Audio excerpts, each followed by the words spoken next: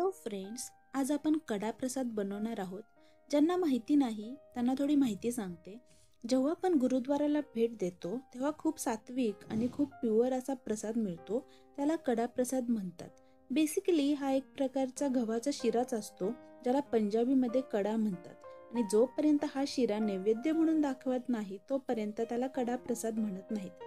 खूप साधी रेसिपी आहे. 4 गोष्टी लागतात: तूप, पीठ, पाणी, साखर आणि खूप सोपी आहे पद्धत. आणि गुरुद्वारामध्ये जेव्हा हा प्रसाद मिळतो मला खूपच आवडतो, म्हणून मी तुम्हाला ही रेसिपी दाखवणार आहे. चला बघूया कसा बनवायचा कडा प्रसाद.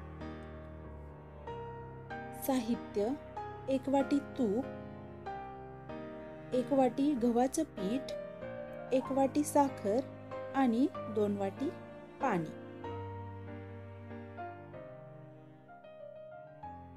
1 कप तूप आपल्याला पॅनमध्ये घालायचे आहे. तूप विरघळून थोडे गरम होऊन द्यायचे आहे.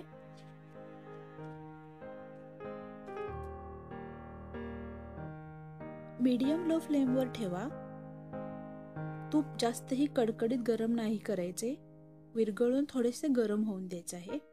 आपले तूप आता थोडे गरम झालेले आहे. मी ह्यामध्ये 1 वाटी गव्हाचं पीठ घालत आहे. पीठ घातल्यावर कंटिन्यूअस आपल्याला हलवत राहायचं आहे. गुठळ्या होऊ द्यायच्या नाही आणि एकदम लो फ्लेमवर भाजत राहायचे आहे.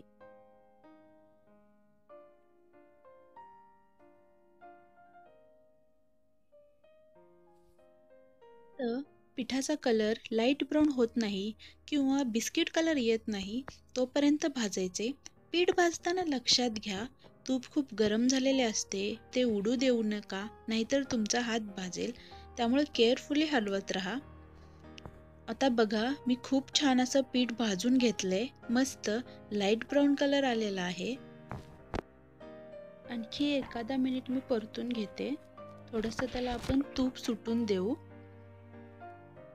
हे पहा, आता थोडे थोडे तूप सुटलेले आहे.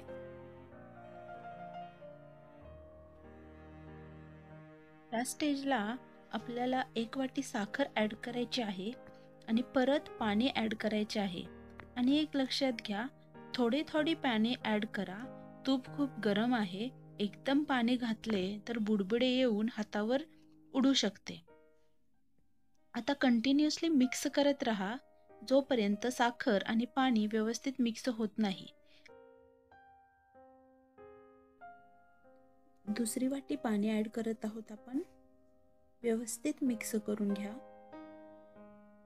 टोटल 2 वाटी पाणी वापरलेले आहे.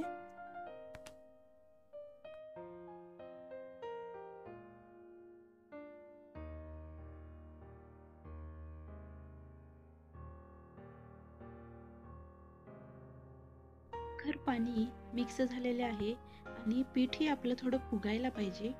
हळूहळू पाणी आटेल तसे तूप सुटू लागेल आणि आपला कडा प्रसाद रेडी होईल. तुम्हाला दिसतंय की तूप खूप जास्त वाटत आहे, पण तेवढे तूप हवेच, कारण जोपर्यंत तूप हाताला नाही लागणार तोपर्यंत प्रसाद खायची मजा नाही येणार. आता बघा, आपण व्यवस्थित परतत कडा शिजवलेला आहे आणि पाणी पण आटले आहे आणि तूप ही बाजूला सुटत आहे. मी नॉनस्टिक पॅन वापरला आहे म्हणून कडा चिटकत नाही असे काही नाही. तुम्ही कोणतेही जाड बुडाचे भांडे घेऊ शकता. हा कडा तूप जास्त असल्यामुळे नाही चिटकणार. आपला कडा हा रेडी झाला आहे. मी तुम्हाला छान सजवून सर्व करते. माझी रेसिपी बघितल्याबद्दल थँक्यू.